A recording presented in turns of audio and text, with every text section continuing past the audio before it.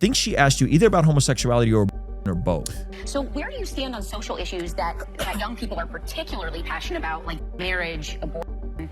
Like, how do you address those types of things? So we're gonna go right there. Is it more advantageous to just tell people, yeah, man, like, no, like you cannot have it if you're gonna follow Jesus. You cannot practice homosexuality if you're gonna follow Jesus. Would you say those are topics that were addressed from the pulpit in terms of the unborn? Yes. I would do more now. Yeah, for sure. Okay, I would be clear. I would be clear on Ruslan.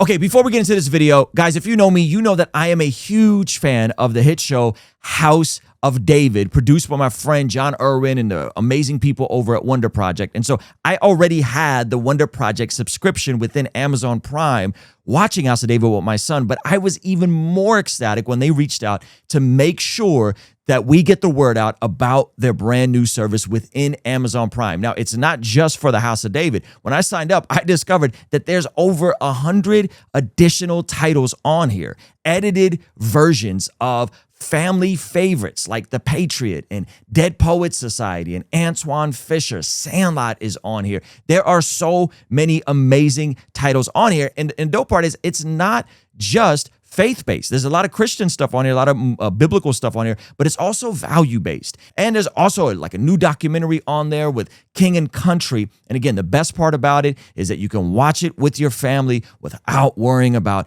anything inappropriate popping up on the screen. It's only $8.99 a month, or you can save 17% by signing up for the entire year for only $89.99. And an annual subscription is a beautiful way to support the mission of the Wonder Project and also signal to the industry that this sort of entertainment that's faith-based and value-based is needed and demanded by our community. And it also helps the wonderful people at the Wonder Project continue creating and making amazing media. So hit the pinned comment and sign up for a free trial today, or better yet, save some money and sign up for an annual membership. Link is in the pinned comment and description. Let's jump into this conversation. One of the beautiful things about a church is that you can do life on life multi-generationally, someone a season ahead of you, someone a season behind you, all that sort of stuff. And I said, one of the things that we have to do better as a church is like, hey, no one should be coming in here and feeling like a stranger. Some of you guys come in here week after week, you sit in the same places, you don't speak to people, you don't say hello.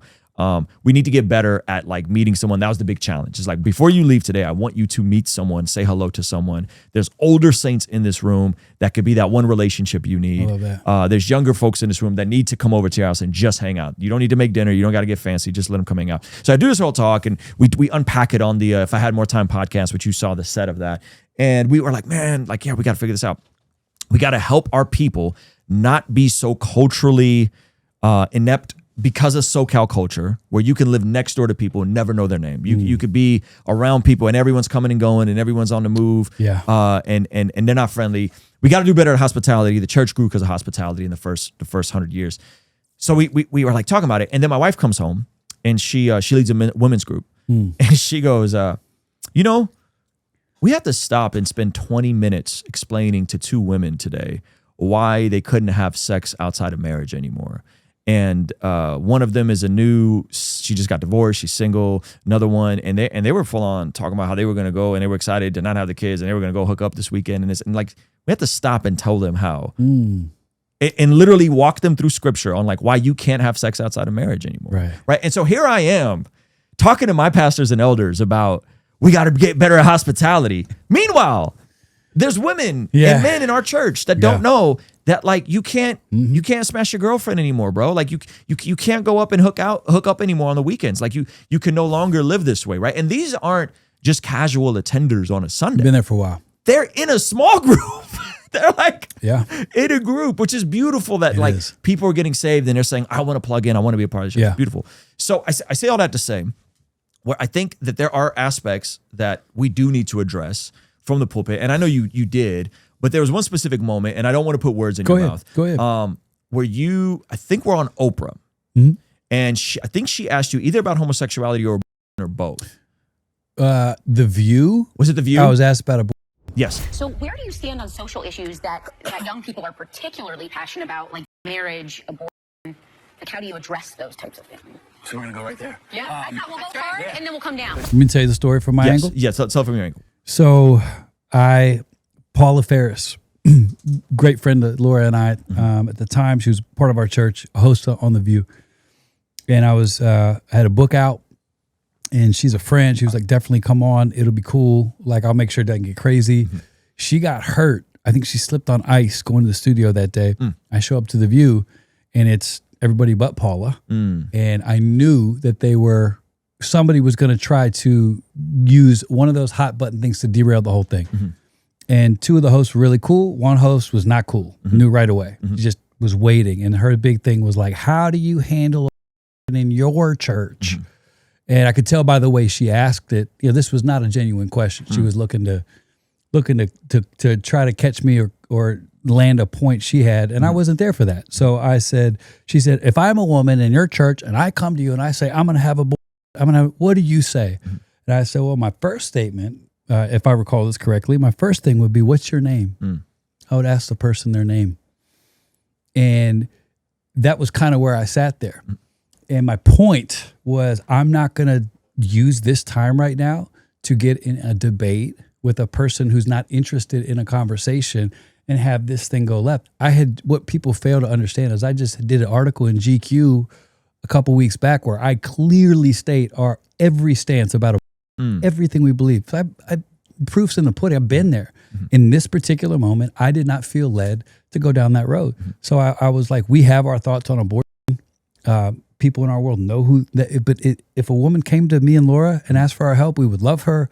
We would get to know her name. We would show her what we believe, the Bible says.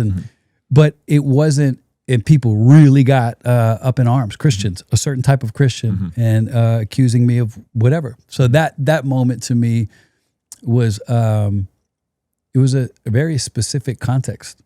Now, I'm not going to go right there. I didn't want to do that right then. Didn't feel led to. Wasn't my assignment on that day. And I still spoke to the truth. That is a great answer. What would you tell a woman who wants an abortion? What is your name? Where are you from? Yeah. What's your story? Yeah.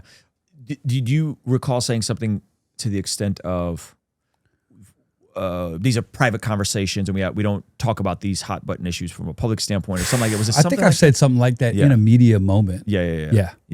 So I guess the question around like culture, right? And the top down culture is like, is it more advantageous to just tell people, yeah, man, like, no, like you cannot have it if you're going to follow Jesus. You cannot practice homosexuality if you're going to follow Jesus. Now, that doesn't mean that God doesn't love the person that same-sex attracted. That doesn't mean that God doesn't care for the person and is empathetic to the person that, is in the situation where she feels like the logical option is to kill the baby.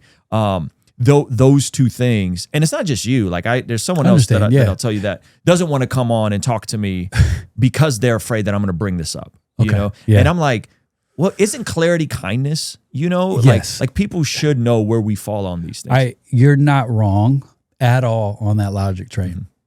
That's my response. In that moment, a template I always used, there was a guy named Jesus from Nazareth, and he often would answer questions with other questions. And I love that about that man. And I feel like there is room in our world to feel confident in a decision you're going to make in the moment. I'm confident in my stance on abortion. I'm not worried about what people might think in that moment. And if you want to judge me off of a clip from The View, go for your life. You didn't know me anyway. You won't know me past this.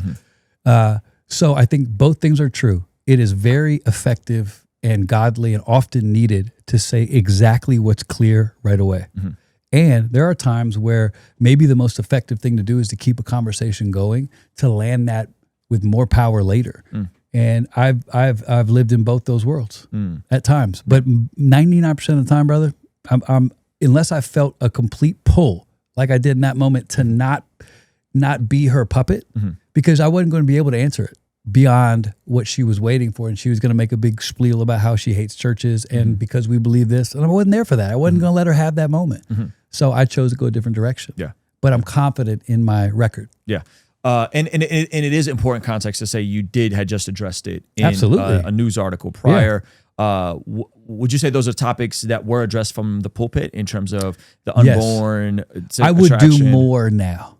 For sure. Okay, I would be clear on. But I'm 47 now, brother. Do you feel like that's a part of you that's grown and evolved? No, I think that it's just it's just how I feel right now. I look back on some of the most hot button stances, and we were clear. We really were, from sexuality to politics. Like we were in New York at a very crazy hot button time with all that stuff swirling. And I'm proud of my team. I'm proud of where we stood. And I wouldn't change anything. I think hindsight, when you grow, you get older, you look at it and you're like, man, you know, where was I leaning and why? That's my question for my 35-year-old self. What was the biggest motivator? Was it fear? Was it exhaustion? Was it trying to be right? Those are the questions I know that I would ask a young pastor now. Forget about what you're going to say. Who are you? Who are you as a man? And what does that man preach? And so, I think I'm open to us maybe, you know, doing more on some of those topics. But then as soon as I say it, I'm like, nah, man, we did the best we could at that time. For sure. Interesting. But if you want to see the full extended version of this conversation, as well as all of our future conversations, have access to the chat, be able to ask our guests questions, you could sign up for Patreon. The link is in the description and the pinned comment below. Here's a little preview of this conversation. All right? I'll see you over on Patreon. Peace. Carl Lentz was once one of the most popular preachers in America. This evening, he's just like a lot of us.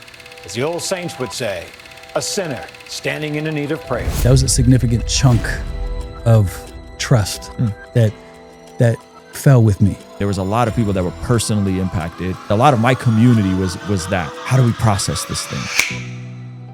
If I were to compile all the stuff that's been said about me that isn't true or that I care about, it is what it is. Let me just set the record straight. One of the videos I said a couple things about you that were inaccurate. And they were like, but he used to say that he, you know, prepared his sermons while playing basketball. And we can tell. And I was like, you can tell. How have you processed everything that happened to Hillsong after the fact? It's turbulent times for the celebrity church Hillsong. High-profile leader Brian Houston, who founded the hugely successful organization, has now stepped down from its multiple boards. My church is better than your church. Would you shut up? How many funerals have you been to?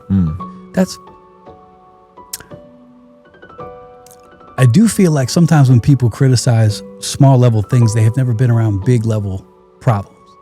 You lose a couple people to some overdoses and you lose a couple people in the middle of the night. Why do you have so much time to parse through church preference? Let's try to show some people a different version of the Jesus that they apparently do not know. Ruslan